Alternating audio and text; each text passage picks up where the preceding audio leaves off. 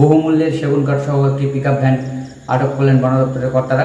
মঙ্গলবার রাতে ঘটনাটি ঘটেছে মেকলিগঞ্জ ব্লকের চ্যাংরাবান্ধায়। আপনাদেরকে সেই কাঠ উদ্ধারের ছবি দেখাবো। পাশাপাশি এ নিয়ে কী জানিয়েছেন বন দপ্তরের কর্তা সঞ্জয় দত্ত, তার বক্তব্য আপনাদেরকে শোনাবো। বহুমূল্যের কাঠ সহ একটি পিকআপ ভ্যান আটকের ঘটনায় মঙ্গলবার রাতে ব্যাপক চাঞ্চল্য ছড়ালো মেখলিগঞ্জ ব্লকের চ্যাংরাবান্ধায়। জানা গিয়েছে, বন দপ্তরের রেঞ্জার সঞ্জয় দত্তের নেতৃত্বে এই কাঠ উদ্ধার করা হয়েছে। ডুয়ার্সের দিক থেকে আসছিল কাঠ বোঝায় পিকআপ ভ্যানটি। গোপন সূত্রে খবরের ভিত্তিতে সেটির পিছু নেন বন দপ্তরের কর্তারা। পিকআপ ভ্যানটি চ্যাংরাবান্ধার আইটিআই কলেজের সামনে জ্যামে আটকে পড়লে সেটিকে আটক করা হয়েছে।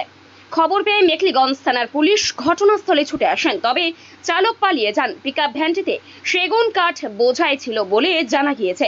সেটিকে আটক করে নিয়ে যান বনকর্তারা। এ নিয়ে কি জানিয়েছেন